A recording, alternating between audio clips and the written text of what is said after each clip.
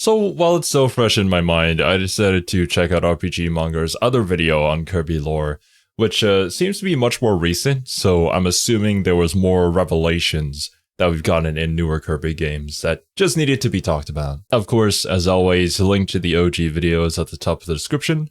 Please make sure to go and support RPG Monger for all the amazing stuff that he does. And now with all of that out of the way, let's get right into it. Alright, but before that, there's actually one key thing I wasn't aware of when I made my first Kirby lore video, the occasional unreliability of English localization. More specifically in the most recent games, where the localization from Japanese to English sadly led to some key changes in the text of pause screen lore, usually due to the struggle of fitting said translations into the limited space in pause screens. They'd be mostly fine. I mean, fair enough. Like, obviously, there's gonna be times where a one-to-one translation isn't going to work out, and due to the game's limitations, yeah, I can see that. It is just very unfortunate that that happens sometimes. Fine in Triple Deluxe and Planet Robobot, where the most notable change in my opinion was the removal of a line in Galactonite's lore, said removal clarifying that throughout various eras, he's been continuously sealed away again and again, each time avoiding destruction. Though sadly, it's Star Allies that bore the brunt of these, where certain changes would go on to both completely change certain descriptions or alter them for the worse. Again, I'm not going to cover all of them, but to touch on the ones relating to the most important parts of Kirby lore, let me first correct the part about Susie. As opposed to what the English description says, she actually isn't continuing Haltman's work of mechanizing planets. Instead, she's using their advanced technology to aid others and stop any evildoers. Always thought it was a bit— Oh, yeah, that's okay. That makes a lot more sense. Because in last video, when I heard Susie's motivation, I was like, okay, you're just gonna make your father's company again? Well, sure, I guess. But it didn't really seem to fit her character, but, you know, I just thought that because she was like an extra, they didn't really care too much about it.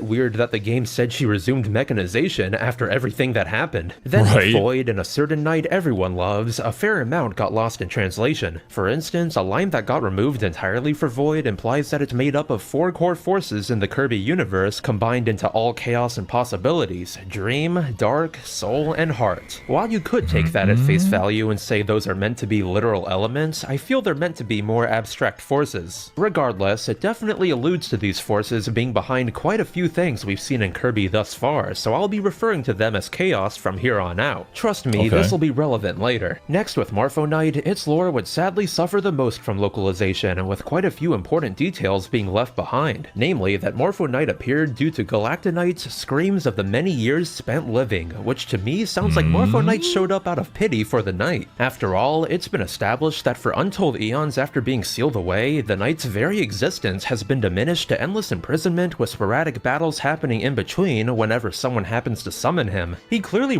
Poor guy is just way too strong. He's just gotta be constantly sealed away forever, and then be summoned to then fight and then get sealed away. What a sad existence that would be, man. Doesn't even get to sit under a tree, just enjoying snackos. Unlike our cuddly pink friend over here. He resents this too, as shown when without hesitation, Galactonite destroyed Stardream mere moments after it summoned him. So with seemingly no real escape from his eternal fate, it only makes sense that the most powerful warrior in the galaxy wishes to be freed from this horrible cycle, the butterfly granting his wish by annihilating Galactonite and absorbing his power. We're starting off heavy with this video. Then in another bit of pause lore that got cut in localization, there's a line that reveals the butterfly is fully capable of traveling between dimensions. Considering recent events, this tidbit is more important than ever, but that'll have to wait. Translation mishaps aside, Kirby and the Forgotten Land isn't the only Kirby game to be released in the past 3 years. In the gap between Star Allies and Forgotten Land, there were 2 minor spin-off titles that both came with some pretty notable details. In Super Kirby Clash, I'd approach this game like you would many of mainline Kirby's extra modes, where despite not being canon, there's information inside that illuminates some things in the main universe. Or well, things singular in this case, because at the very end of Super Kirby Clash's campaign, Galactonite shows up, and instead of the usual shtick of his lore further emphasizing how powerful he is or how he got sealed away, this is probably the craziest information dropped about him so far. You see, rather than being called Galactonite here, this game refers to him by the all-new name of Eon Hero, an insignificant if strange change at first glance that when paired with the fact that this new Galactonite fight has him attacking attacking you with heart spears all but confirms that Galactic Knight was one of the 4 heroes that originally sealed the Void Termina's Jambahard away. It definitely adds credence to him resenting being sealed away, as this confirms he went from saving the galaxy to being imprisoned out of fear. Though then in Kirby... Oh, that is so unfortunate. Also quite a classic twist on the usual hero's tale, or hero's journey, I should say. The hero becomes so powerful enough to defeat the Demon Lord, but because of his power, everybody fears him, so he ends up being betrayed. Locked away because, you know, you can't control such a being. If they decided to go against you, then you're just kind of screwed. But man, this guy saved the galaxy. And now he suffers. Maybe the butterfly really was the only way. Fighters 2, this game for the most part doesn't have much importance. Dubious canonicity aside, the one thing worth mentioning here is we actually get to see Shadow Kirby again. Apparently taking part in this game's battles as part of some weird prank on Kirby, it's good confirmation that the mirror world is still safe. After that, I guess the masks DDD and Meta Knight used to power up could have importance down the line, but there's nothing that points to that right now. So with all that taken care of, let's get into the real meat of the video.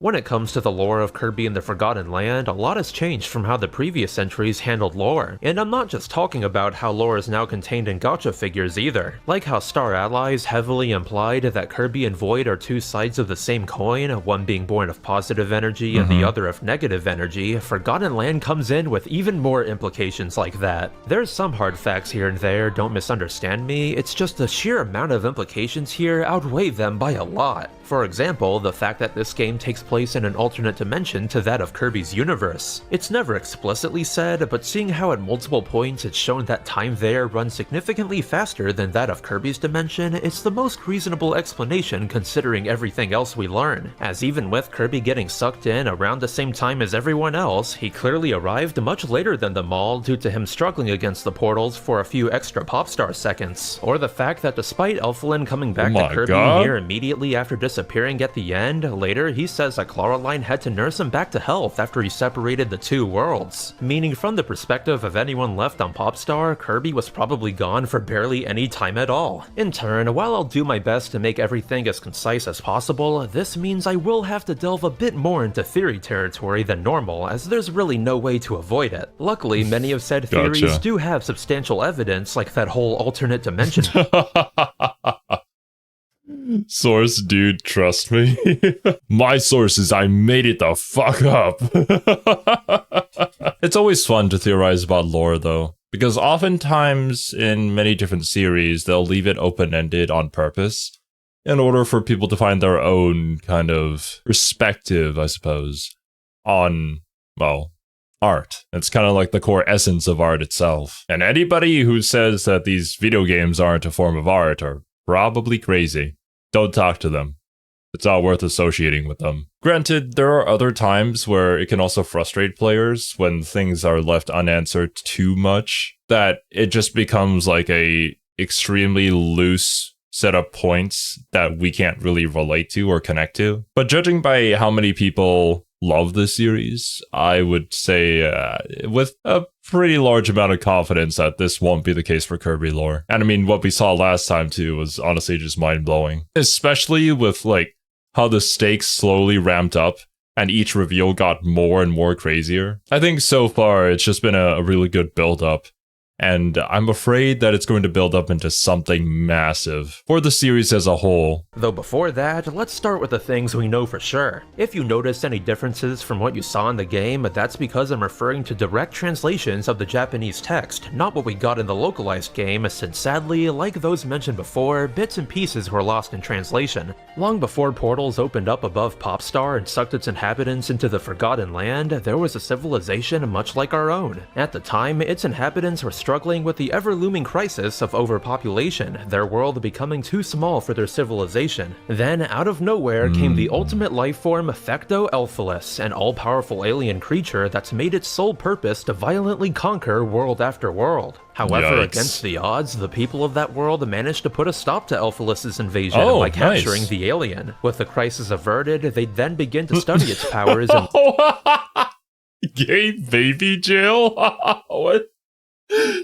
Oh man. Also, the story of this lost civilization kind of reminds me of the Spiral from Gurren Lagann, if any of you guys have seen that. It was also another classic case of overpopulation, but they went a very different route with that one. And Lab Discovera, turning its fantastical abilities into technology beyond their wildest dreams. Most importantly, replicating the method they used to get there in the first place by recreating its ability to warp anywhere, whether it be from one location to the other or even to another dimension entirely. Although I'm sure this isn't going to backfire in any way, shape, or form. while experimenting with said warp technology, Fectoelphalus would be split into two creatures, one holding the small amount of compassion buried within them, and the other holding their invasive malicious tendencies. Once split, the newly created Elphalin would escape Lab Discovera altogether, never to be found by the civilization again. And as if Elphalus wasn't in a bad situation before, now that they're fractured, the Eternal Capsule that served as its prison had become its life support. Because in this larval state, they physically can't survive outside the capsule without copious amounts of energy. Thus, once they'd used up their invader completely and became a highly advanced technological civilization, the solution to their woes had become perfectly clear. Use their newfound warp technology to leave their cramped planet behind altogether, their destination being pretty obvious if you've noticed certain parallels to other aspects of Kirby lore, which brings us to the next round of major implications.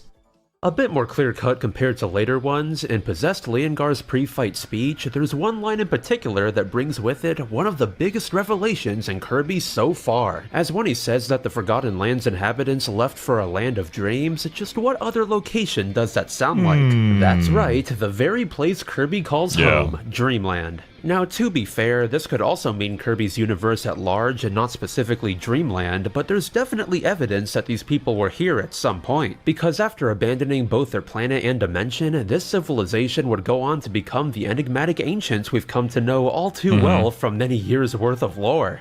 Thought so. I mean, this was like the perfect way to tie in the dimension jumping, time jumping kind of aspect of their newfound power, to then explain like why there's a lot of concepts that seem familiar to us humans, because they were a civilization very similar to us and probably based off of us, if not like a future version of humans. Does that mean the technology that they were able to make from this invading alien was used to make the gigantic stars that granted wishes too? Like, it's that powerful? I mean, like, it can dimension hop, so it's not that far off, but I don't know, wish granting seems like it's on a whole nother level. More specifically, the scientific ancients, as the magical ones were probably already in this universe when they arrived. Need more proof?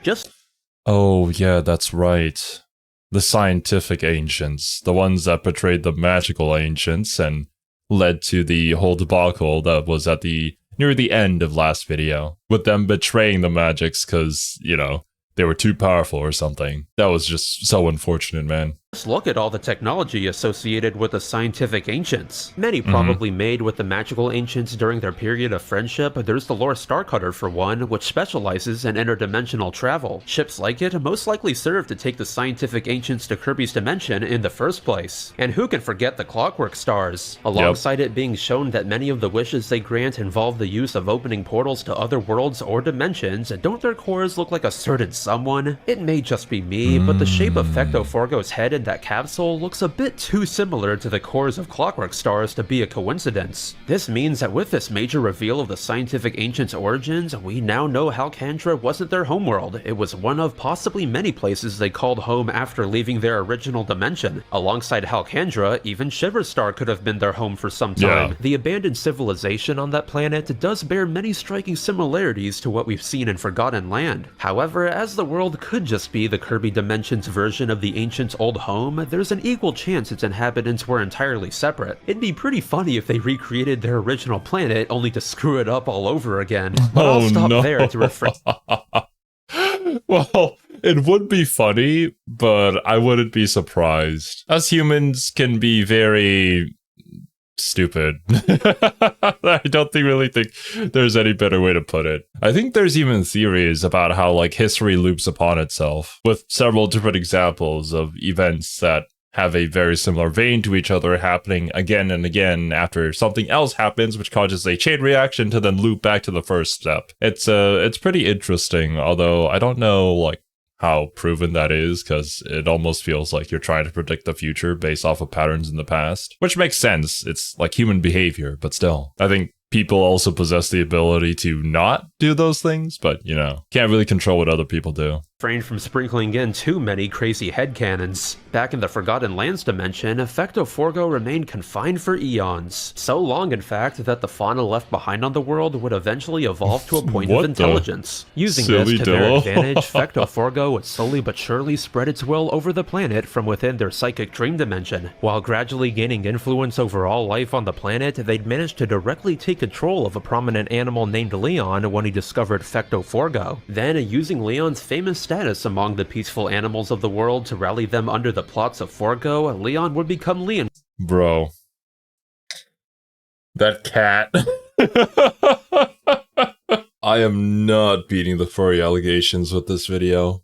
But look, it all started because I said I like the lizardmen for Warhammer Fantasy. I don't like them in that way, alright? I will say that I am an appreciator of monster girls, however.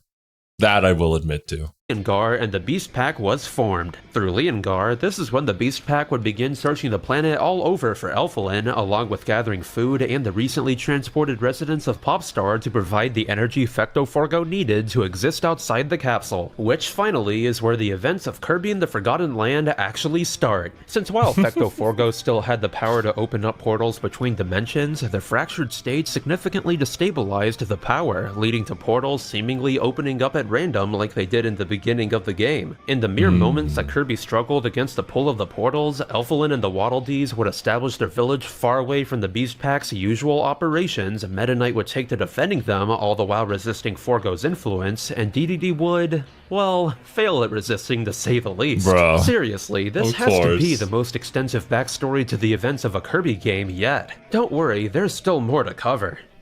Jumping ahead to after Fecto Elfilis's initial defeat at the hands of Kirby and Elfilin, merely destroying the Ultimate Lifeform's corporeal body wasn't enough to fully defeat it. Now existing solely as an incorporeal entity sustained by their own incredible psychic powers, Forgo retreated to their dream dimension. There, they'd begin to once again plan their return, despite being in an even weaker state than before. The only real advantage to be had being the fact that they could use Leon's body as their own. So getting rid of Leon's soul and smashing it to pieces for good measure, Forgo began to create an army of stronger doppelgangers from the residual psychic energy left over from Forgo influencing the entire planet, which sets the stage for the real important thing coming up. Where all the backstory surrounding the Ancients and Elfilis was pretty significant, equally so is the second appearance of Morpho Knight. Here we go. Unlike its introduction in the What If mode of Star Allies, this marks its first appearance in the canon timeline. Now this is incredibly monumental for several reasons. Not only is this the first time ever that a fight originating in Kirby's What If scenarios made the transition over to being 100% canon, it also raises even more questions about Morpho Knight itself. For one, while Hal was definitely alluding to Morpho Knight eventually crossing over into the canon universe before, I did not expect it to happen so soon. It's still an incredibly mysterious entity, but we do still learn some interesting details.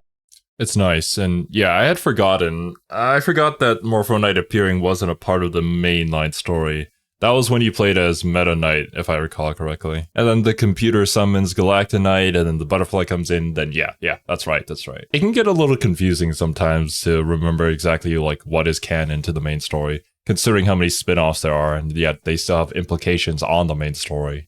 Namely, its appearance right before Fecto Forgo's soul was about to fight Kirby reinforces Morpho Knight's nature of reaping all-powerful characters that have lived unnaturally long. As much like Galactonite before it, Fecto Forgo has also been trapped for an unimaginable amount of time, only surviving due to its sheer power. But it could also be as simple as Morpho Knight absorbing him solely due to his power, like the gacha lore states. When it comes to Morpho Knight this time, it's actually what happens after you fight him that brings in a lot of very important illusions. Like how when you beat him, rather than only dissipating back into butterflies, Fecto Forgo manages to escape. And before we get to all of what comes next, this confirms a pretty massive detail. You see, when Morpho Knight was first defeated in Star Allies, there was no such animation for Galactonite escaping, which leads me to believe that all this time, Morpho Knight still holds Galactonite within them. In a weird roundabout way, this means Galactonite's entered the canon universe too. Now this is very weird roundabout way indeed.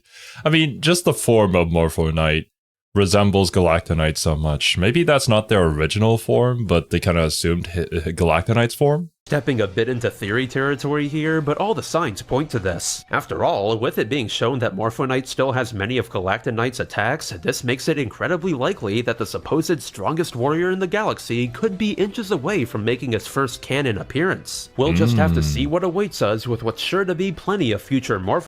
I mean, the attacks matching the other characters just makes me think of Elden Ring now. With like several attack animations, if you recognize them, you can tell where and who they learned it from, which I think was like a really cool bit of added lore to the world building. And it's good to see it here as well in Kirby. It's those small little details that really feels like the world and games are like much more connected. Adds immensely to the world building. Morpho Knight fights. On a side note, I do wonder if, like Morpho Knight, there's only one Galactic Knight that can be summoned from across dimensions. Because if that isn't the case, there could now be two Galactic Knights in Kirby, the one absorbed by Morpho Knight, and the as of yet unseen one in the canon universe. But that's a headache for another day. Going back to Fecto Elphalus's last shot at revenge, we're met with this game's soul boss equivalent, Chaos Elphalus. Having pulled the reverse Morpho Knight and taken some energy from it for a change, the simple fact that it's now called Chaos Elphalus hints at Morpho Knight's very origin. Again, stepping a bit.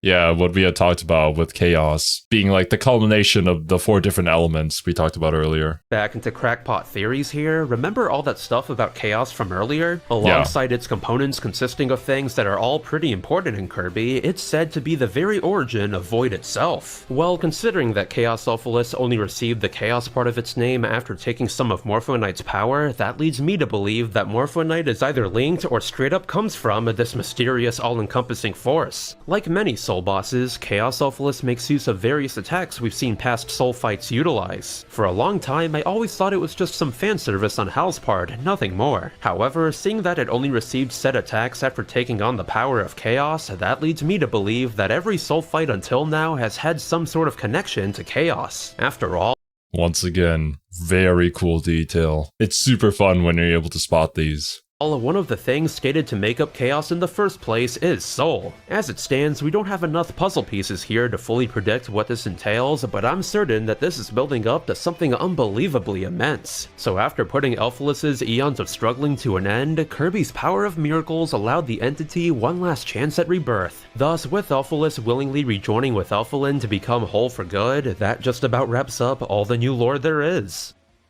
As minor as it is, during the final battle, Elphalus does share one attack with another boss before the whole Chaos thing happens. Just like Void Terminus' third phase, he also dives toward you, dragging a weapon across the ground. Not to mention, in Elphalus's theme, there's a portion that features very similar organ progression to that of Void Terminus' third phase too. You could easily chalk the two up to coincidence, but I felt it was at least worth mentioning here at the end. It is interesting how, in spite of how much of the Forgotten Land is shown, we never get a glimpse of what the scientific ancients might have looked like. Taking context clues and the cardboard cutout.